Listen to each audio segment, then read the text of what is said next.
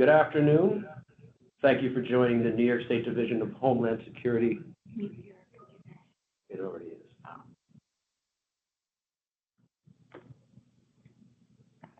Okay. Sure. You gotta, Apologies, sir. Little technical difficulty. Once again, good afternoon. Thank you for joining the New York State Division of Homeland Security and Emergency Services, or DHSES, presentation on the Flood Mitigation Assistance, or FMA, program for the 2024 SWIFT Current.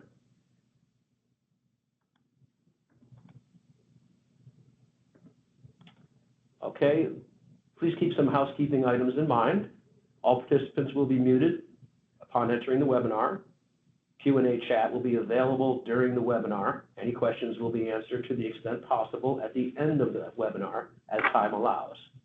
This webinar will be recorded and posted to the New York State DHSES website. Now let's get over the awkward introductions. My name is John Wilkinson. I'm a project manager and environmental specialist here at DHSES. and I'm Beth O'Reilly. I am the Community Engagement and Mitigate New York Supervisor, also at DHSES. Okay. And I'm Shannon Al-Jati, the Chief of Hazard Mitigation at DHSES. And we are not going to ask everyone to introduce themselves in the interest of moving along, but we are glad you are all here. Briefly, the agenda will consist of the program overview, some specifics on projects involved, how to navigate the application process, and of course, next steps afterwards. So part one is the program overview. We're just going to talk about some generalities of the program to give you some frameworks of reference. So Flood Mitigation Assistance, SWIFT Current program, provides funding to mitigate buildings insured by the National Flood Insurance Program, or NFIP, in order to reduce risks of future flood damage. The program was developed in response to climate change and other extreme weather events, particularly flood hazards, and to promote hazard mitigation activities for greater resiliency, adaptation, and equity as quickly as possible within policy guidelines. While SWIFT Current funding is under the umbrella of Flood Mitigation Assistance, there are some difference in program eligibility, which we will be discussing. For clarification, funds are provided to states after a major disaster declaration following a flood-related disaster event. The goals of SWIFT Current, basically, they're pretty straightforward. A speedy funding source, producing equitable outcomes, increasing resilience in communities, and reducing future NFIP claims. SWIFT Current funding is part of the Flood Mitigation Assistance Program, authorized by several legislative authorities, as can be seen in this slide. It's funded through two sources, an annual appropriation and the bipartisan infrastructure law, which is also part of the Infrastructure Investment and Jobs Act of 2021. FEMA, HMA, Hazard Mitigation Assistance Program, provides FMA SWIFT Current funding after a state receives a flood-related disaster presidential declaration. SWIFT Current funding aims to reduce or eliminate risk to repetitive loss, severe repetitive loss, or substantially damaged properties insured under the National Flood Insurance Program. So what are the differences between SWIFT Current and the annual FMA program? Well, SWIFT, as we said, is activated following a major disaster declaration for a flood-related disaster event. So the application periods will vary, and they're not fixed annually as the standard Flood Mitigation Assistance Program is. There are some stricter definition of eligible project types, which are limited to structures, as opposed to larger flood mitigation projects for areas or capacity and capability building activities. There's also a varying cost share for NFIP insured properties based on damages, and details of that will follow in future slides. Okay, some details on applicant versus sub-applicant. We, New York State DHSES, are the applicant for purposes of grant submission. Sub-applicants are normally local governments or typically local governments.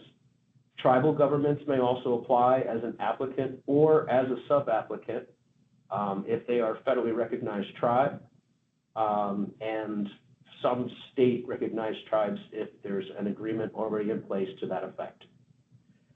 Sub-applicants must submit their application to DHSES by Monday, February 3rd, 2025. Individuals and businesses are not eligible to apply themselves. However, an eligible sub-applicant may apply on behalf of those individual businesses or nonprofit organizations.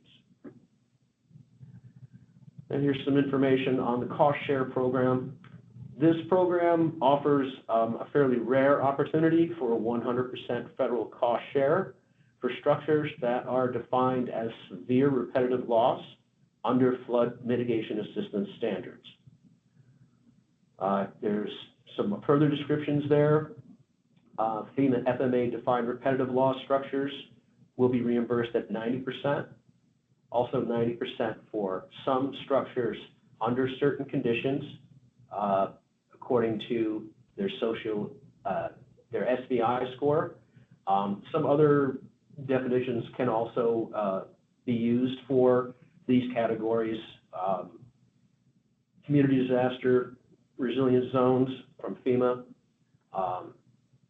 some CGEST information. We can deal with those on an individual basis, but these are the strict guidelines for these particular structures to be covered at 90%. And structures that are NFIP insured that don't meet any of these eligibility standards are still eligible for up to 75% reimbursement. So a little bit more details. The cost share is also known as the non-federal share or the match. This is the portion of cost a federally assisted project or program is not borne by the federal government. And those costs, as we'll discuss again later, they can consist of cash, donated third-party in-kind services, materials, or a combination thereof. Typically, other federal funds cannot be used towards the non-federal match. There are rare exceptions to this, but for the most part, I think this program is going to be pretty much confined to this federal funding source. Okay, so here we have a visual representation of the cost share categories versus the eligible property types. Okay, this is a really good slide to refer to later, but it's basically a nice visual representation of what the policy states. A little bit more information on the SWIFT current cost share. As stated, it can consist of cash, donated, or third-party in-kind services, materials, or a combination. State funds may be used as a match. So if you can find a source of funding for the 90% to cover the 10% cost share, that's terrific. Okay, so we're going to go into some specifics. Oh, all right. Very nice. We're going to go into specifics about some eligible project types. Okay, this gets a little bit into the weeds here, so bear with me for a minute. All right, so severe repetitive loss, in case for those who didn't know, for SWIFT current is defined under flood mitigation assistance as having 4 or more separate NFIP claims exceeding a total of $20,000, or having at least 2 separate NFIP claim payments that exceed the market value of the structure. Repetitive loss, or RL, is defined under FMA as a structure with flood-related damage where the average cost of repair equals or exceeds 25% of the market value of the structure at the time of the flood event, and the insurance contract contains an increased cost of compliance coverage at the time of the second event.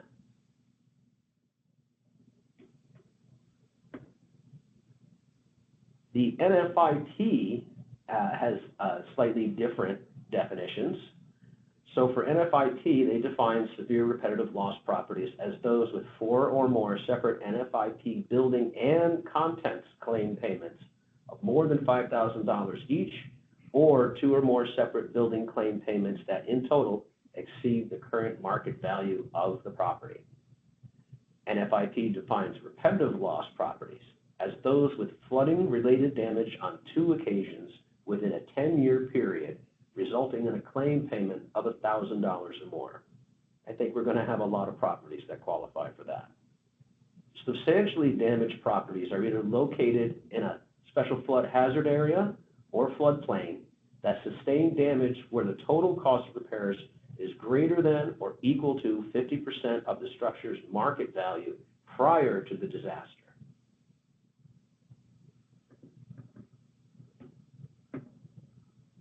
Okay, eligibility requirements. So, well, this will be a little bit of reading, but bear with me. So, all sub-applicants must participate in the National Flood Insurance Program. They cannot be on probation and cannot be suspended.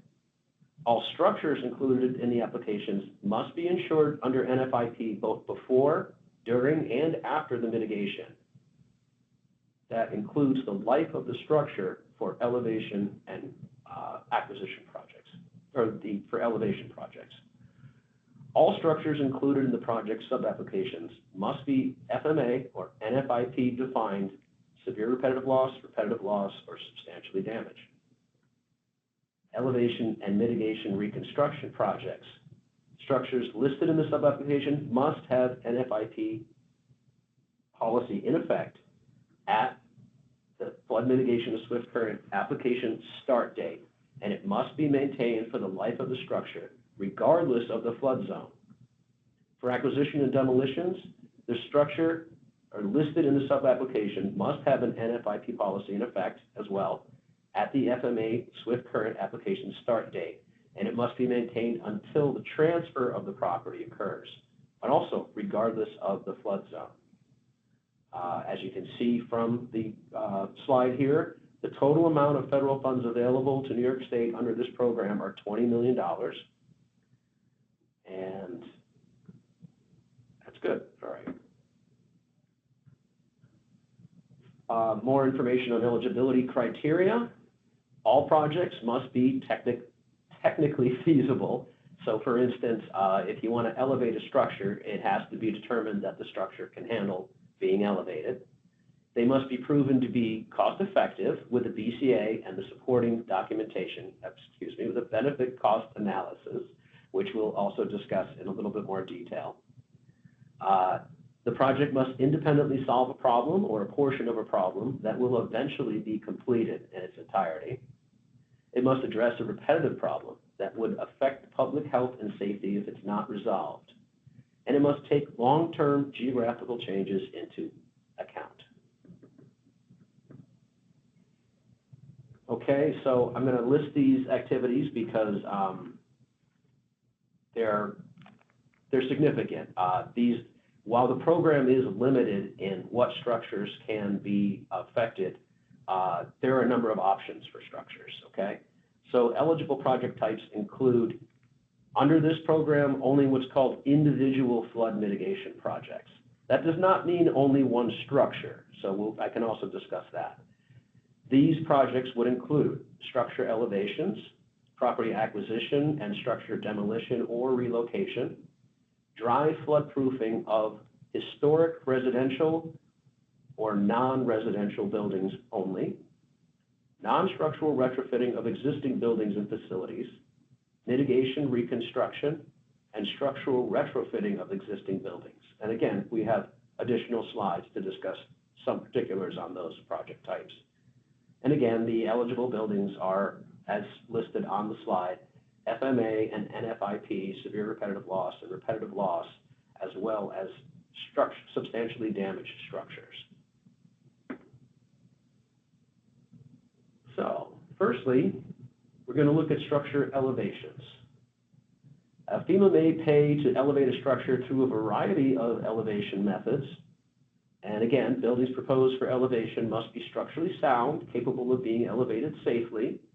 Report of an inspection completed by a qualified professional may be used to document the structural soundness. And this includes a licensed engineer or architect or a local building code official.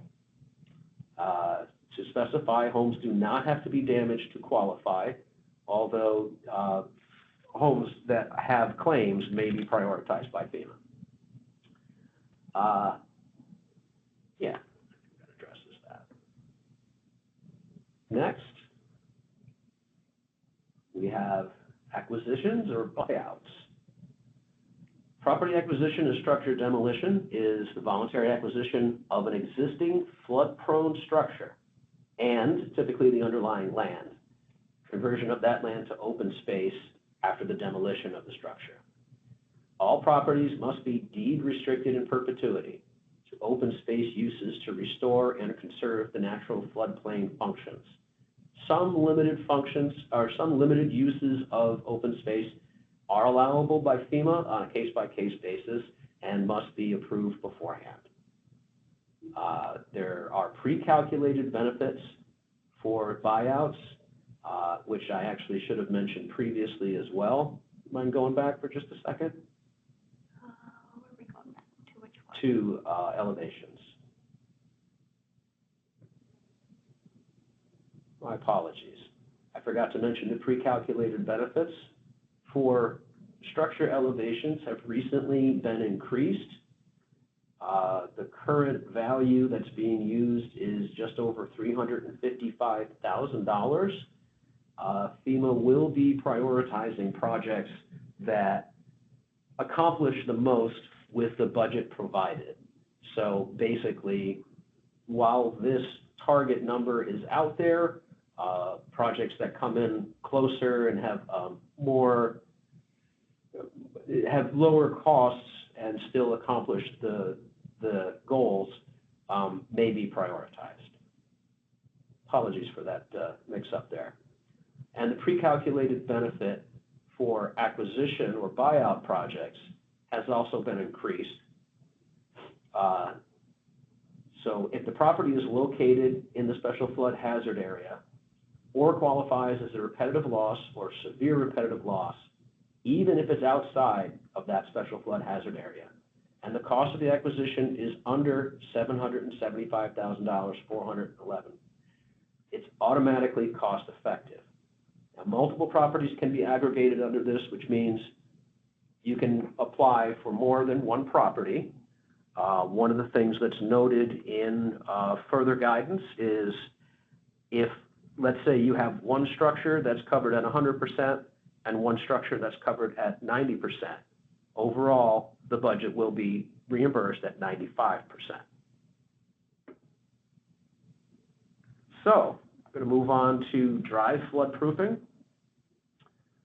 Dry floodproofing projects are techniques applied to keep structures dry by sealing the structure and keeping floodwaters out.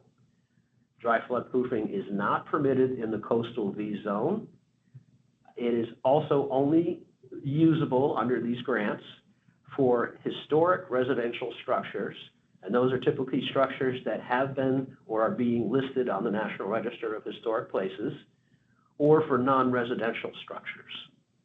This includes commercial and public use buildings. We'll move on to structural and non-structural retrofitting. Structural retrofitting includes modification to structural elements, such as foundations, load-bearing walls, beams, columns, and the connections between those elements. It's meant, again, to reduce or eliminate risk of future damage and to protect the inhabitants. Non-structural retrofitting, also designed to reduce future damage and protect inhabitants.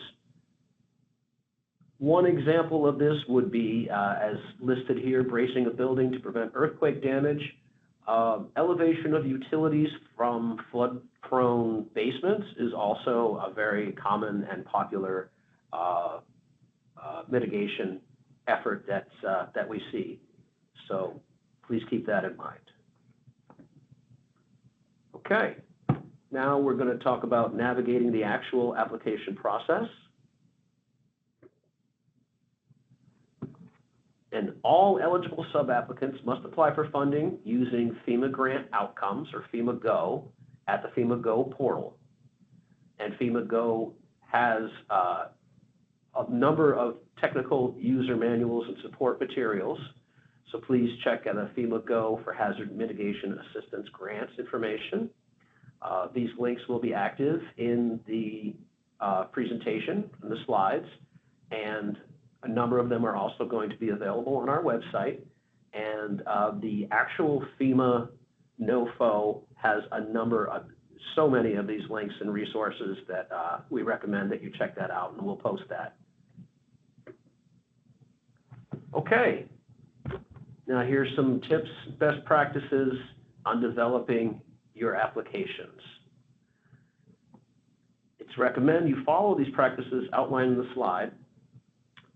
When you create a detailed scope of work to provide the base for your intended project, it sets the groundwork for the why of the project. The scope of work is extremely important. You should provide relevant supporting documentation to support that scope of work. Any engineering studies, historical documentation, maps, photographs, these are very, very useful and will probably be requested if they're not initially provided. It's not probably, they will be requested. Please use clear and consistent naming for any of the provided documentation. It gets a little hard to look through a lot of files that have squirrely names, so please name the files something that gives us an idea, a project area map, photographs of X, things of that nature. It'll make our job and FEMA's job a lot easier. Please only provide relevant information to ensure that the applications are kept clean, clear, and consistent. Too much information can actually increase the application review time.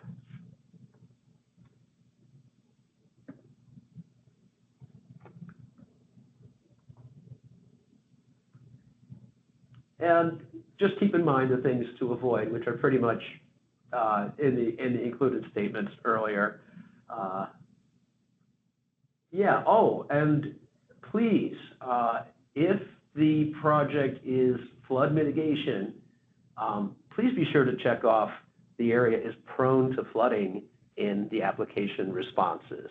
While it may not actually be within the floodplain, that response is bundled together.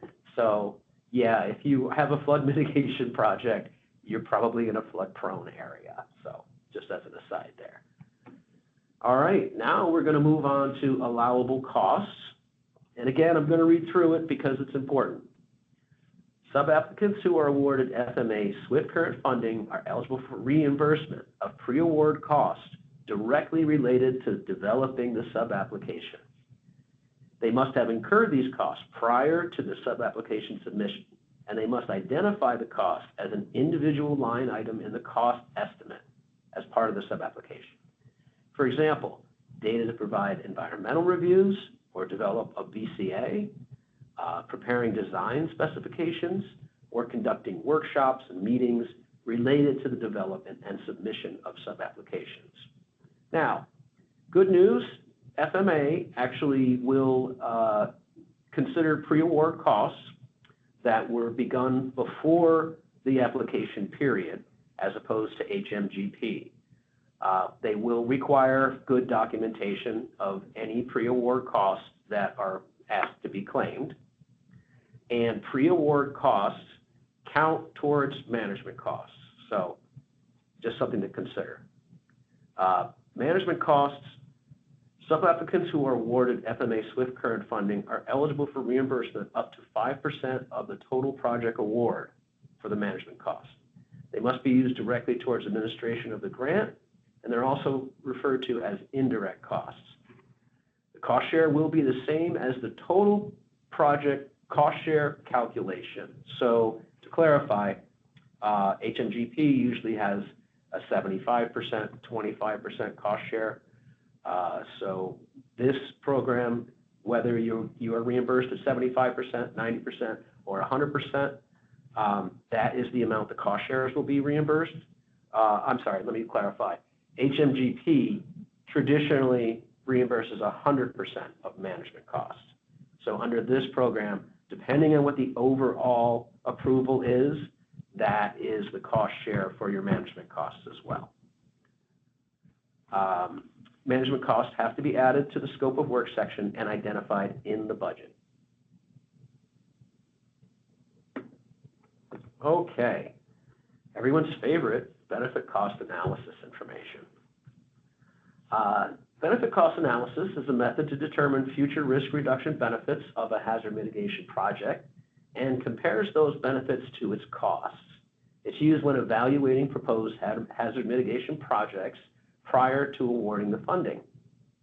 The result of this analysis is the benefit cost ratio, or BCR. A project is considered cost-effective when the BCR is 1.0 or greater.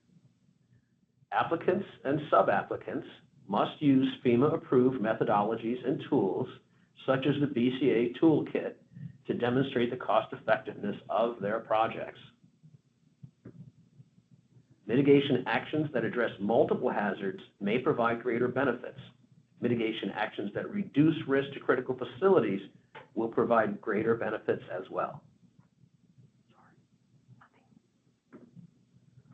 Okay, to effectively complete a benefit cost analysis, you'll need the following: the project cost, the useful life of the project, the maintenance cost, the age of the structure to be mitigated, the location of the project, the address or GPS coordinates. I must stress that this is extremely important. The historical damages before the mitigation project, which can use recurrence intervals for before mitigation if there's less than 3 historical events. The expected level of protection after mitigation, i.e. to the 100-year flood or 500-year flood if it's a critical facility, etc. We need the expected damages or avoided losses both before and after mitigation, and other documentation to justify the non-default inputs and the assumptions that are made. Okay, best practices for benefit cost analysis. When using the BCA, please ensure you're providing a detailed scope of work, as previously stated, that includes a detailed narrative. Sorry, little interruption there.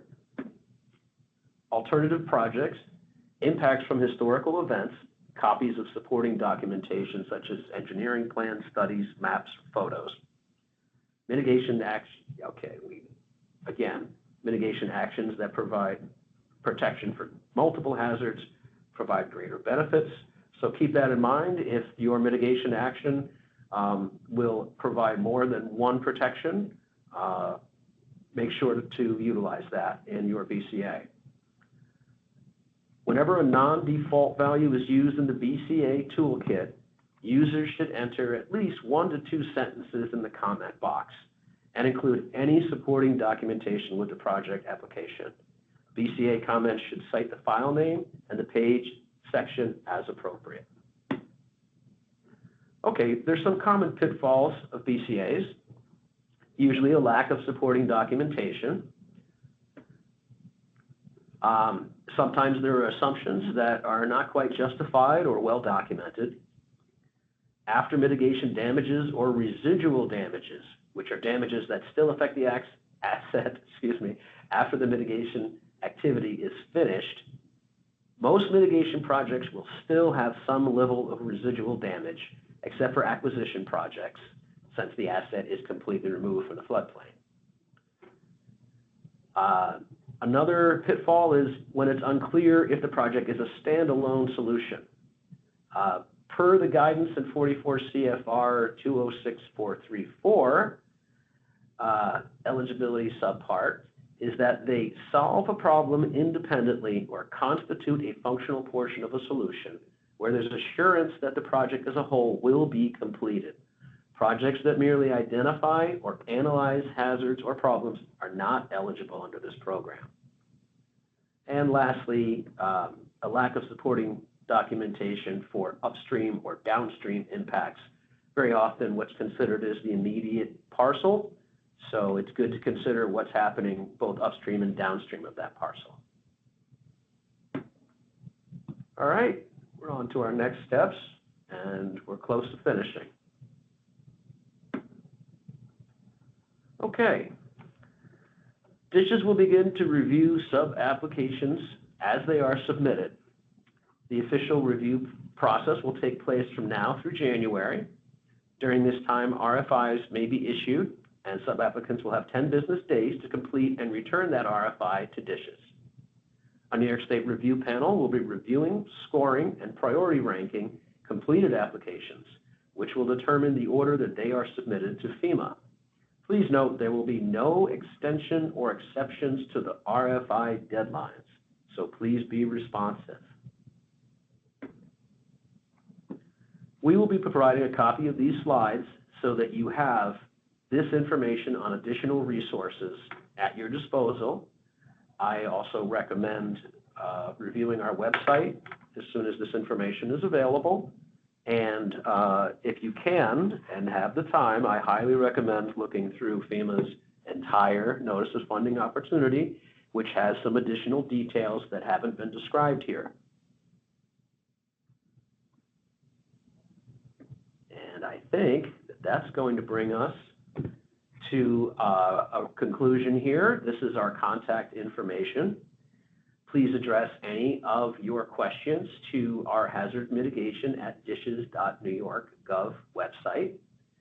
The FEMA guidance will also give you the contact information for our state hazard mitigation officer. You can use that. I have asked her to forward your emails to this address and mine so that she has the time to deal with everything she needs to deal with. And we will be very responsive to your inquiries. And thank you. It is now time for your questions and answers. And we'll start with looking at any questions that have been supplied in the chat. Okay. Give me one moment here. I'm just going to stop sharing.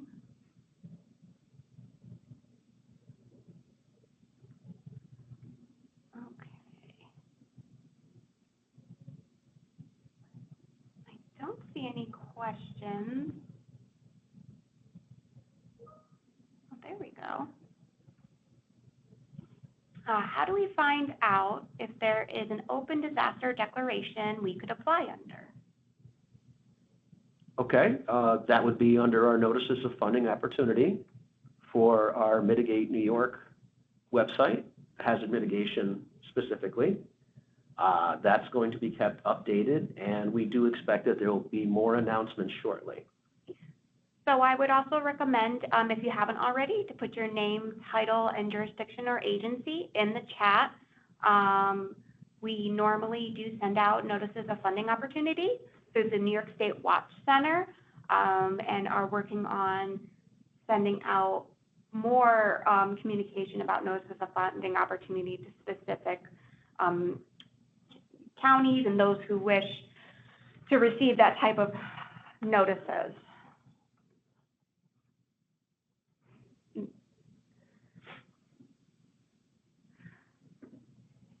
Michael is also asking, should the sub-applicants be registered with FEMA Go? And is this something that is approved through that platform?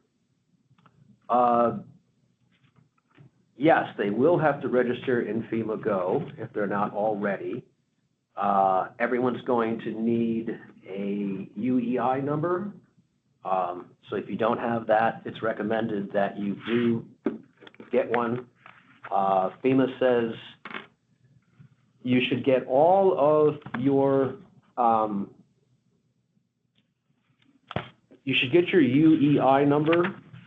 It's sam.gov, I believe. In sam.gov, there's actually 4 weeks before the actual submission deadline, at a minimum, that they recommend sub-applicants have their UEI number, already have their employer identification number, to create an account with login.gov, to update their SAM registration if they already are registered, and to register their organization in FEMA Go prior to beginning the application itself. I would also recommend that if you are newly in your position, maybe inquiring within your own community, if there's already an existing FEMA Go account, there probably is. And if you're unsure how to access it, then I would recommend reaching out to the FEMA Go help desk. You can also reach out to us, but most likely we're just going to point you in that direction. But we can definitely look into that for you to see if you already have access.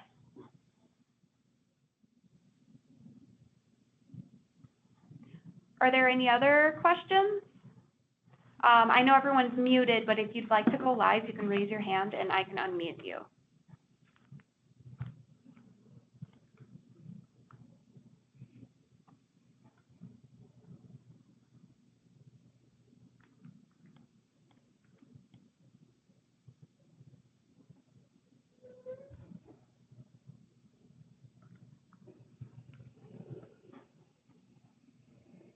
Okay.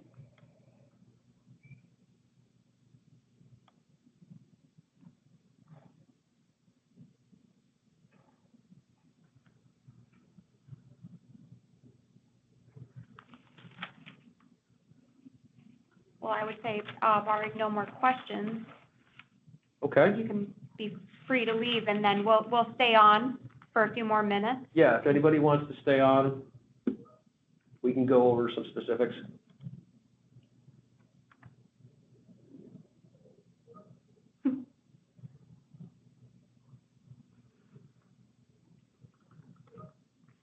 Okay. Brian asks, I recall there being some confusion about NFIP versus FMA defined RL, SRL with this program. It is still the case that a property under either definition is eligible, but that only those FMA defined are eligible for reduced cost share. Yes. Yeah, that is correct. I think the NFIP reduced cost share starts. Do they have a 90% cost share for NFIP, If they're or is it just the if they're in FMA? a disadvantaged, if they meet the SBI criteria as stated, That's what. which is more than 0.5001 score in 3 of the categories for themes: socioeconomic status, transportation, and race minority status. Yep. You're welcome. And again, if anybody has any questions after this, we'll be sending out the slide deck, and it'll be available on our website. And you're welcome to email us at hazardmitigation@dhses.ny.gov.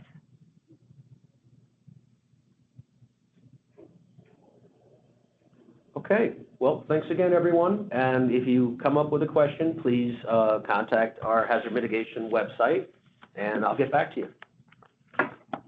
Thank you, everyone, for attending. Hope you enjoy the rest of your day.